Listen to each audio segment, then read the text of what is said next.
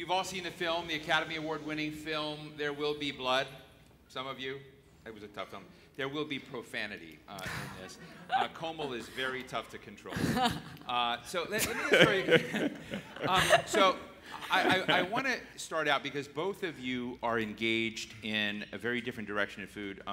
Ron, what you've done in not only in South Central LA here, but inspiring a more robust engagement with healthy food in what you call food prisons, what you've done to basically look at food surplus and figure out how, I've listened to you before, the algorithm to get food in the right hands and all of this. I'm just interested in the spark that made you both so weirdly committed to others. And I mean weirdly in a complimentary way. I mean, I want to help a guy on a street who's having a tough time. And that hasn't gotten me into the notion of saying, how can I deliver 1 million meals, which I know you did on August 3rd. Yeah. So what was the story? Yeah. Thank you. Komal, how did you, Yeah, so, what was the moment you were woke? Sure, yeah. Quoting my friend Ron. Thank you for having me. Yeah, so I was a student at Berkeley at the time, and I was walking down Telegraph Avenue when I encountered a homeless man who was begging for food. And something about him compelled me to stop and invite him to join me for lunch. And during lunch, he sat across from me, just like you are, scarfing down his food. So he was unbelievably hungry. It wasn't, a ploy for anything else. And in between bites, he shared a story. He said, "My name is John. I just came back from my 2nd tour in Iraq. I've been waiting weeks for my military benefits to kick in. And because they haven't, I haven't eaten in 3 days." And this really hit home for me. This is America. I mean, this is a veteran, someone who had given the most selfless sacrifice for our country, only to come home to face yet another battle, that of hunger and even of homelessness. And then adding insult to injury, right across the street, Berkeley's dining hall is throwing away thousands of pounds of perfectly edible food. And so it's this very stark reality of those who have and waste, and those who are in need and starve, and those two people right across the street from one another. And what I realize is this is a problem much larger than Berkeley. I mean, we waste over 365 million pounds of perfectly edible food every day. So if you imagine the world's largest football stadium filled not with last night's pad thai or this morning's half-eaten croissant, but untouched, unopened, amazing food, while across America, in some of the wealthiest cities in the country, 1 in 4 don't know where their next meal is coming from. So clearly, it's not a lack of food that's the issue, rather an ineffective distribution of that food. So hunger is not a scarcity problem, it's a logistics problem. And so that's the logistics problem we went off to solve. So fascinating that I wish I had some of that in me, but I don't. But I'm so impressed and inspired. And Ron, you were almost arrested for planting carrots. So, I think that is true, right? You were almost arrested for planting carrots. I had a warrant. Well, the first time, which you guys don't know about, I had an arrest warrant issued for me at every address I ever lived at. And I had to turn myself in, and I had to take my garden out. That was the punishment. But the second time, which was years later, I thought they forgot about it. And I did it again. And the same thing happened, and it was a neighbor. Explain to people what you were doing. Yeah. Take us a step I further. put, that strip of land in front of your house is called the Parkway. People call it the Hell Strip. So I put food there. I put trees and beautiful flowers. I wanted to come out and see beauty in my neighborhood because there was none. And you guys have to realize that just like beauty is by design, ugly is too. That's a condition that they put you in. So I wanted to walk outside and have hummingbirds and butterflies on my shoulders and shit like that, and it happened, but a neighbor did not like that, and again, and I'm sure it was the same person, years later, they called the popo. The veggie popo, And I got another warrant, told him I had to take it out. And I was Did the warrant say carrot and banana tree violation? No, it's funny because in the trespassing on Parkway Strip? Yeah, well, it was, and this time I just said, to hell with y'all. Yeah. Bring it, fight it. I'm not, unless you bring something to these communities, I'm not taking it out. Because you can't stop me from beautifying and feeding my neighbors and myself and you don't have no healthy food in this neighborhood. I can get liquor like this. All I have to do is like this, and there's liquor in my hand. You know, but trying to get an organic, you know, Granny Smith apple or something, that shit ain't gonna happen. So I got in trouble. I mean, but I tell, you know, I tell people, embrace your haters because they make you famous. I mean, now I get to go to Rome and shit and fly first class, you know? Yeah. And think about that, some random black guy plants a carrot, you know, on the street in South Central, and next thing, you're in Greece. So That's a beautiful thing. I just watched this. Gotta love America. Yeah. I love America.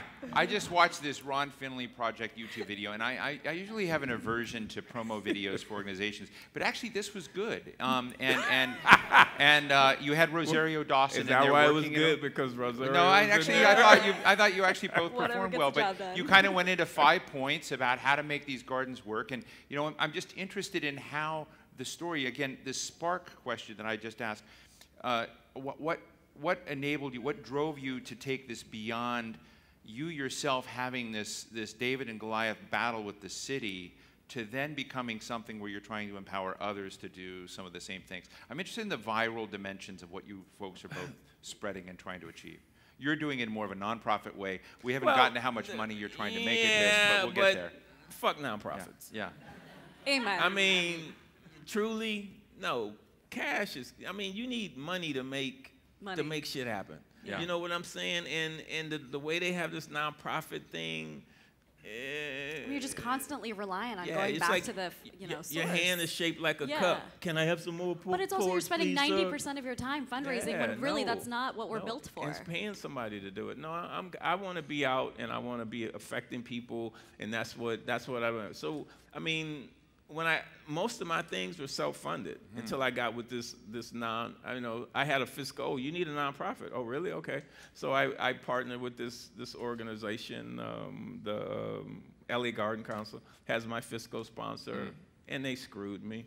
You know, out of some money that I got, they tried to take all the money. You know, so.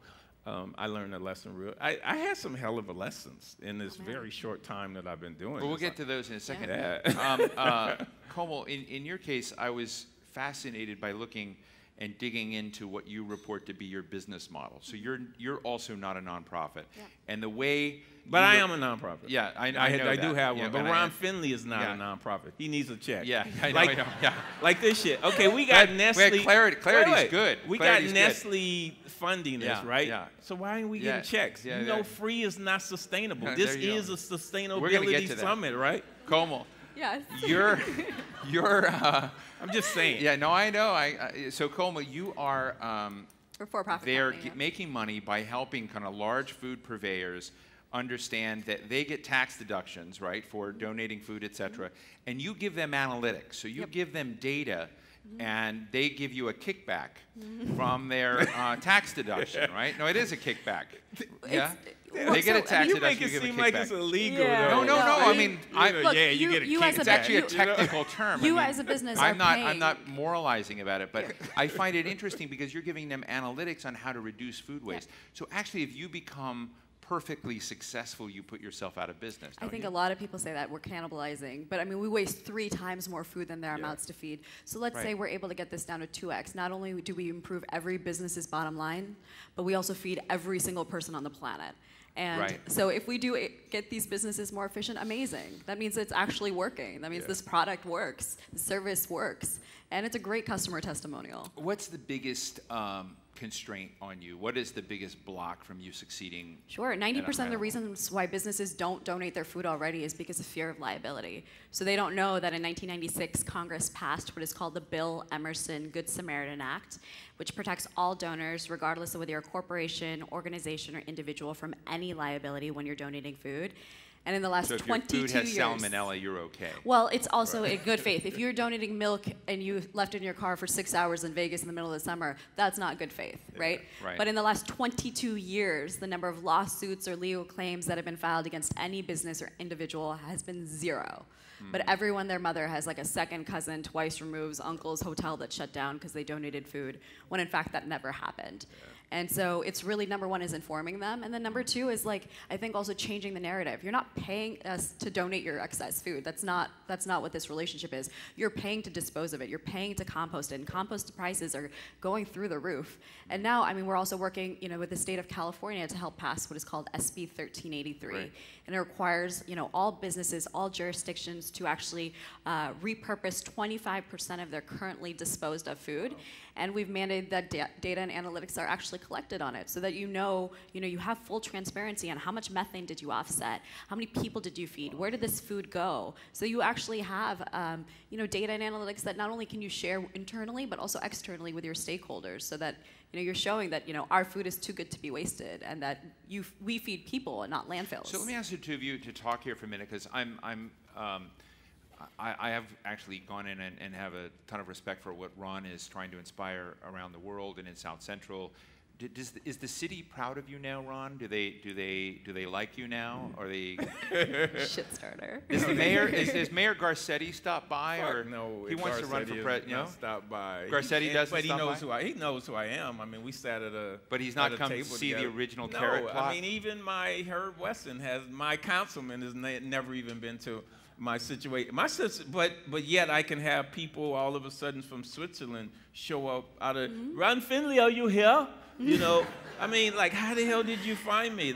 The Google, and it's like, yeah, but my city, my people can't come by that, basically the truth of the matter is I embarrassed the city of Los Angeles. You can't have some black guy from South Central embarrass the city of Los Angeles. So they're like, okay, he's cool. When I did TED, I mean, they're like, oh shit, he's in the LA Times. Oh, he's in the New York Times. He's in the Wall Street Journal.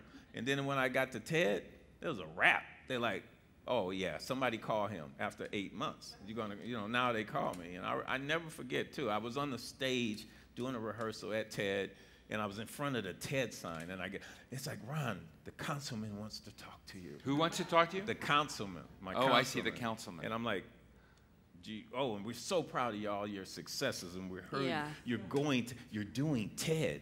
And I'm like, no, I'm not doing it. I'm at TED. I hollered, and I hung up the phone.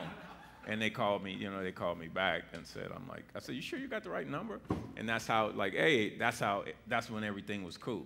Because they're like, okay, he's getting his press, he's getting his following. So if you want to change some shit, you embarrass the city.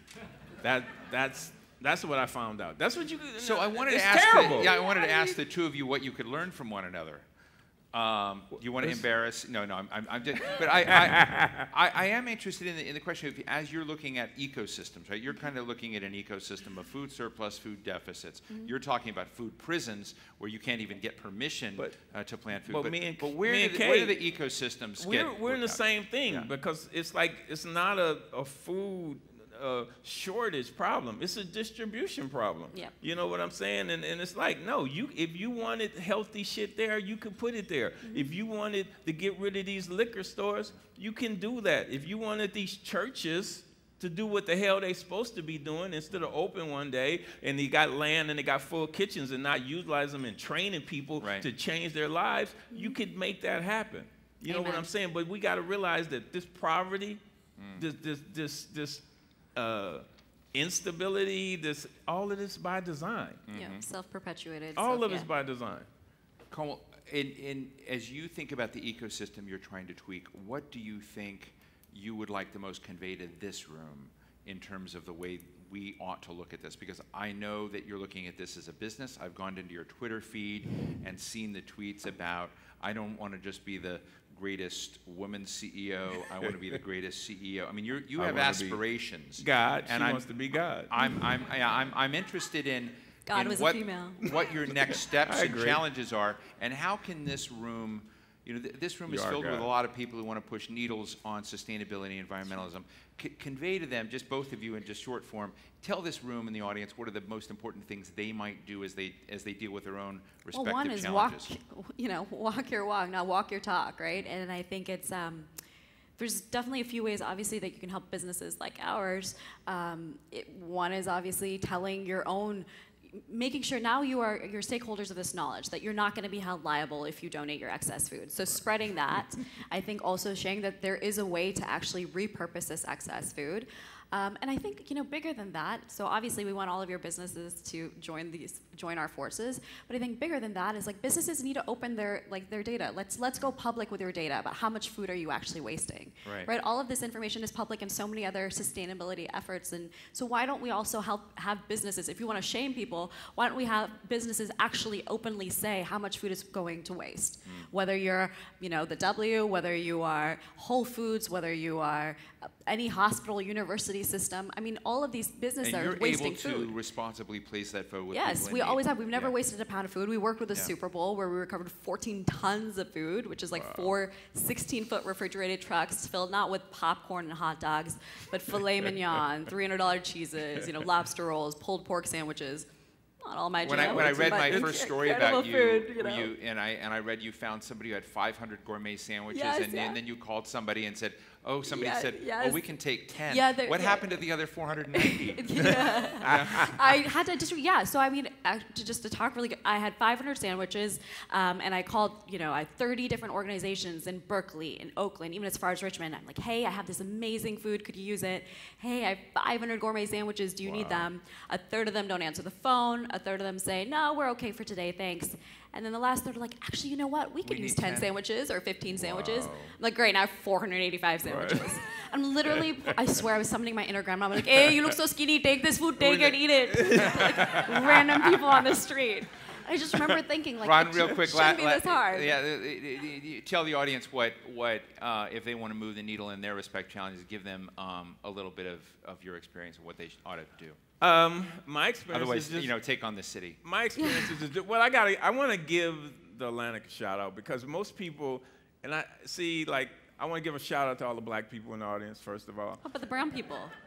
What about the brown people? Yeah. Them too, it's the same, brown, people, but people don't know where you guys started. They don't know that this is an abolitionist magazine. Did anybody notice? I mean, this was all about freeing black folks. So we need to make that happen in here. We need to have, like I said, we need a summit where we show people where your roots and where your bones. And let's get back to that. We were just talking about that. Yeah, but what I think you can do is stop waiting. They're not going to do it. Yeah. You know what I'm saying? You got to realize these systems are by design. Prison works beautifully, okay? The diabetes clinics, they work beautifully, So miseducation, it's a beautiful thing because if you're not educated, people with these PhDs, damn academics, they ask like, Ron, what does food have to do with a kid going to prison? Every damn thing. Because if you're not getting the proper nutrients in your body, you can't talk about health. You can't talk about education if you have a hungry stomach. Yeah, right? You're not you when you're hungry. And guess what they got? They got the numbers. They got them. Yeah, hey, this is how many people we need in prison. Yeah. And guess who they choosing? 2 fast questions. Let me go out. Yes, right in the back. Hi. Who are you? And make it quick. Why? Hi. You guys run a tight ship, man. I work in zero waste and low impact. If you are feeding people with excess food, how are you keeping the waste low with the packaging? Oh, that's great. Well, a lot of this is 85% of our food is highly perishable prepared food. So it's less about boxed food, and also, I mean, the food goes in a container goes into the bag. The bags are recyclable, compostable, that's being delivered to the nonprofits that are in need. I mean, I think right now, if food waste were a country, my focus is definitely food waste. I'm sure there's some packaging waste that happens. What cities are you in? We are throughout the country. We're in LA, San Francisco, North Carolina, RTP. Wow. We're going to Nashville. What's your next city? Miami, Nashville, Vegas. There you go. Okay, we made some news. Yes, right here. Hi, I'm Marissa Engel. I'm curious about if you have any, LAUSD, I've heard, weighs 600 tons of food each week. Every kid in LAUSD gets breakfast. Some kids are getting 3 meals a day there.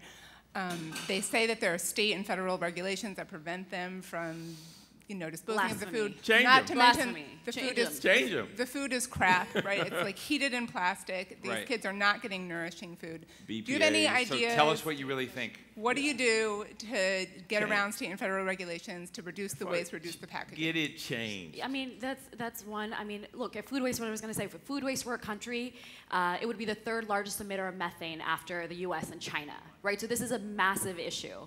And so, I mean, I think absolutely we need to figure out better ways to actually redistribute this excess food to people in need. And also, I mean, to your point, like bringing higher quality food, especially to the most impoverished in our country and in our cities. So I would love to work with the LAUSD and figure out exactly how do we. Good luck. Yeah. I worked with you. See, I'm less anti-city. I worked with than them you, and wound but- up with the police knocking on my door. Yeah, I mean, You know, I'm Get good. it. Final comment, make it good. Ruth? Thank you. I actually started a database for food distribution because of your story, Oh. LA Food Network. But how would you, I'm a techie, how would you like to see technologists use their skills to solve some of these global human rights issues like the two you've discussed? Great, thank you. Let me ask both of you to answer that. Go We'll for wrap it. up. Techies, I mean, see, oh boy. Friend or foe, techies? hey man, You know, know. they cool, but it's like I did a mayor's conference and the whole thing, tech. You know, we need to do this. And it made me say, fuck coders. That's the first thing I said in the thing. And they're like, yeah, because I'm like, are coders going to fill the potholes? Are they going to fix the bridges? Or are they going to feed the kids? I mean, we need people to do stuff. We need WPA back in the house, Work Progress Administration. So the coders can't, tech ain't going to do that shit. You know, we need people back to work. So Everybody I'm can't gonna, do that. I'm going to beg to differ because I think that technologists can use their power for good. So just as much No, as I'm the not saying they technologist can can't use it for something good. that swipes right or helps you request a burrito or a car, you could use the same technology to actually solve world problems. No, you can, but And who's going to build that it's those the technology- bridge? Who's going to build? Are we going So, to? I mean, I think there's multiple problems And that come need back multiple next types week. of people. Look, it's not just one approach. It's not just No. technology that's going to No, solve the world's I know, issues. but that's what It that's is what people, this and it mayor's is people conference at the was, end of was the, talking Any about. mayors Yeah. you like in particular? I can't think. Okay, I can't. Not offhand. I mean, not offhand. I So mean, with no, that, they're cool. With but- that wonderful moment of agreement, let me thank Komal Ahmed, founder and CEO of Copia. Thank you so much, Ron Finley, Gardner activist, Ron Finley Project, and. I wanted to say when I came up here and doing this, I love the story of the elder white nuns in the UK that have the Ron Finley Project plant some shit on their Yes. trip. So, hey, thank you so Thank much. you so Thank you so much. Thank you. Thank you.